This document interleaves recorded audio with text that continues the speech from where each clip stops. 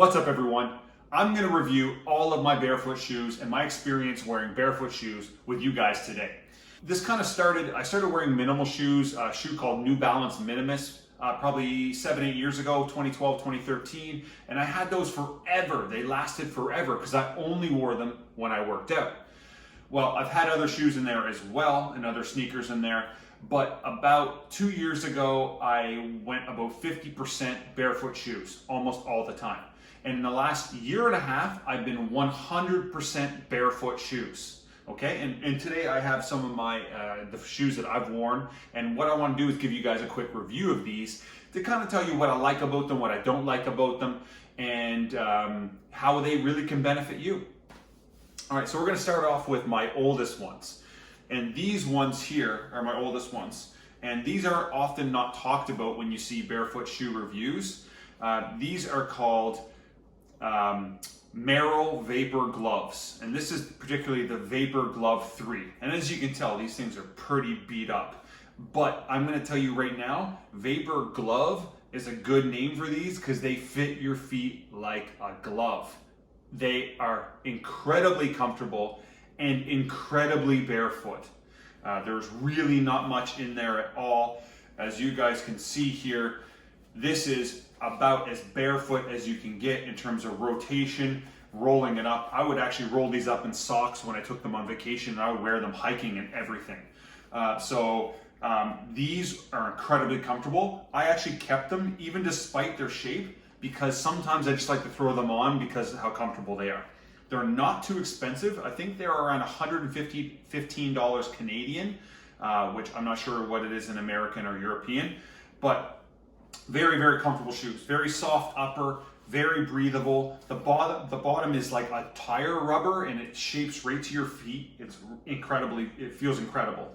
Now, the downside with these is they're not super durable. There's some wear points, as you can see on this one here. I started wearing through where the crease of the toe was. Now, I will also add to that is that big toe on my left foot was a problem joint that didn't move effectively a couple years ago, and now through barefoot use and lots of other types of training and realignment of my toe, that's not a problem. So if you are getting a rip there on your normal shoes or barefoot shoes, it's a sign that your big toe joint probably isn't bending the way it's supposed to.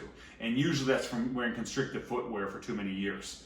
But anyway, overall, these great friggin' shoes, worth the money, worth their weight in gold. I think they're in version 5 now. I'm probably gonna buy a pair of them down the road.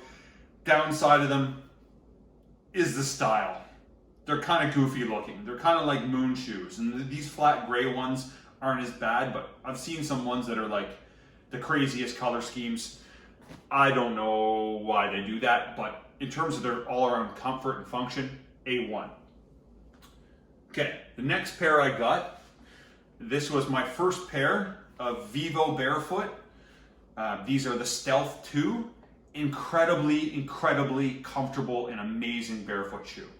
God, I love these. They're breathable, they're flexible. So you can see they're quite flexible, not quite as flexible as the Merrells are, but they're very, very, very flexible. And one of the best things about this particular shoe, the Stealth 2, is the toe box is quite wide. It's really, not only is it quite wide from barefoot shoe standpoint, but it's quite wide from Vivo Barefoot standpoint. And what I've noticed is some of their newer shoes are a little bit narrower feeling, and I don't really like that. These ones are nice and wide.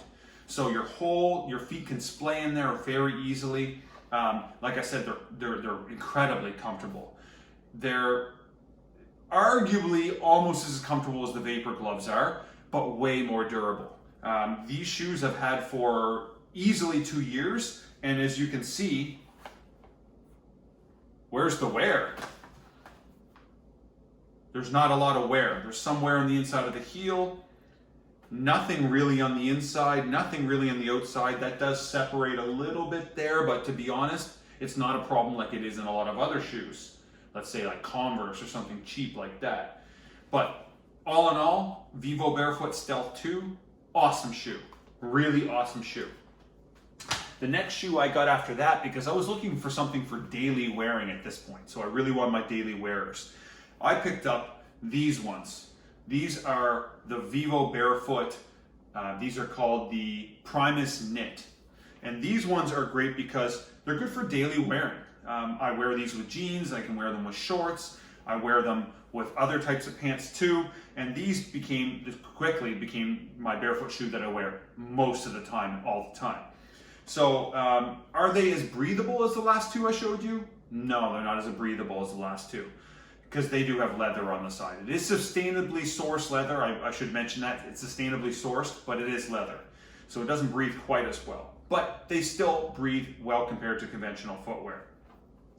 Things I like about these ones, I love the leather insole. I did not add the additional, in the Vivo Barefoot shoes, they have this additional insole that they ship with. You can easily take that sole out of there and really get a true barefoot experience. However, if you're walking on concrete or standing on the gym floor like I do in these ones, I keep that insole in. But these are my daily wearers, and I typically am not spending hours and hours of time in these, so I don't have the insole in them at all. That is just the bottom base of the foot.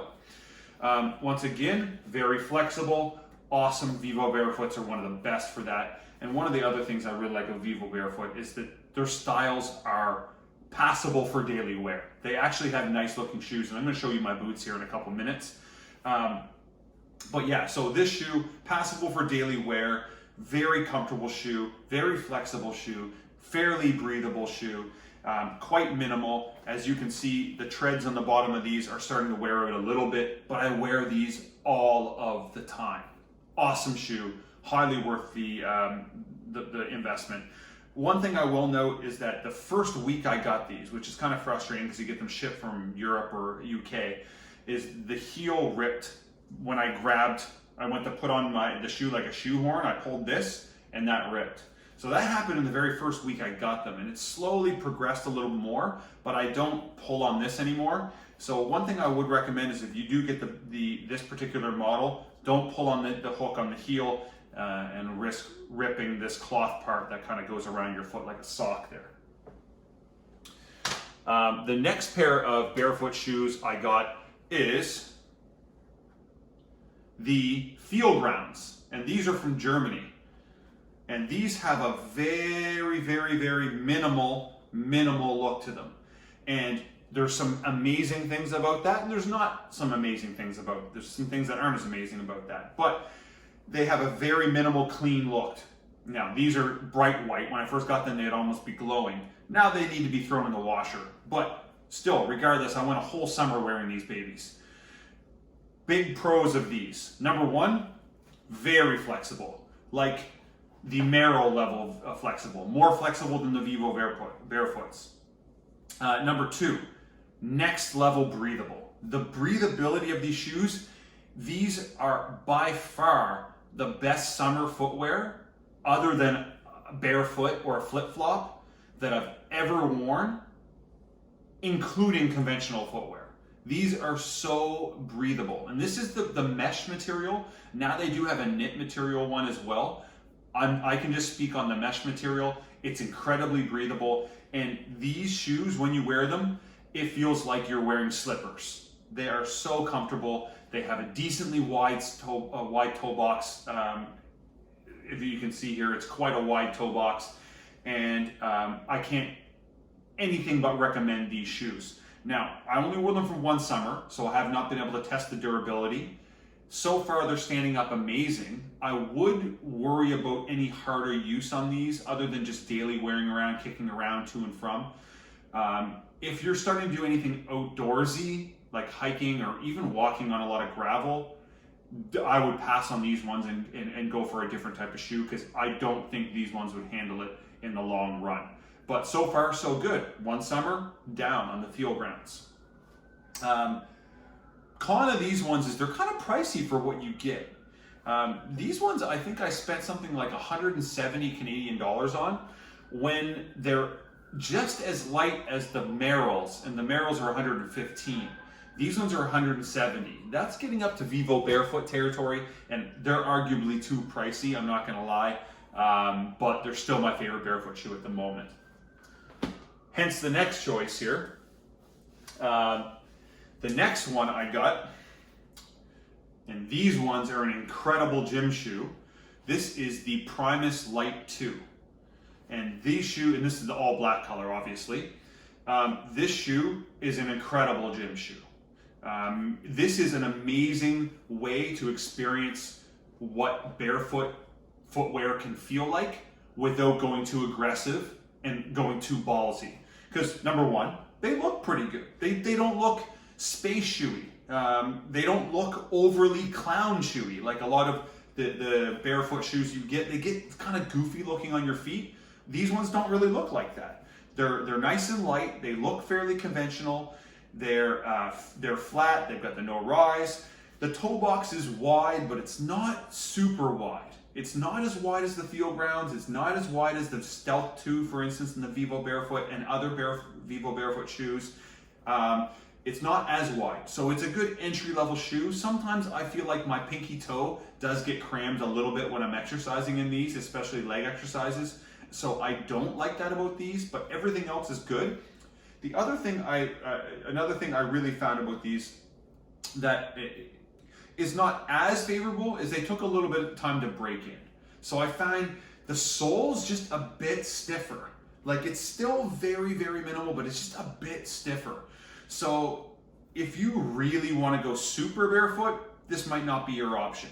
But it's still a great choice, especially if you want a good gym shoe, and especially if you are just getting into barefoot shoes and you want to give them a try. The Vivo Barefoot Primus Lite are a good option. Now I'm gonna go get my next pair. Let me show you. Okay, so these are my winter boots, and these are the Vivo Barefoot Scott 2. So the Scott 2.0. And these are basically a winter boot. They do have a thermal liner in them. Let me take that out for you and show you if it will come out here. So right here, this is a thermal liner, and I can tell you from my experience last winter on these boots, it works.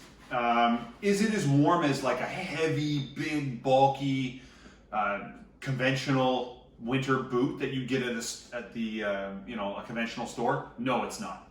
It's not as warm as those. But considering these are barefoot and they're something only a couple millimeters thick, that rubber actually comes up higher than what the actual thickness is.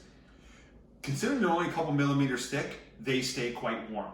And what I found was initially when I got these, I'm like, for a barefoot boot, these look damn good. They're wider in the toe box, and that does take some getting used to, but they're not goofy wide. They don't get puffy and goofy wide.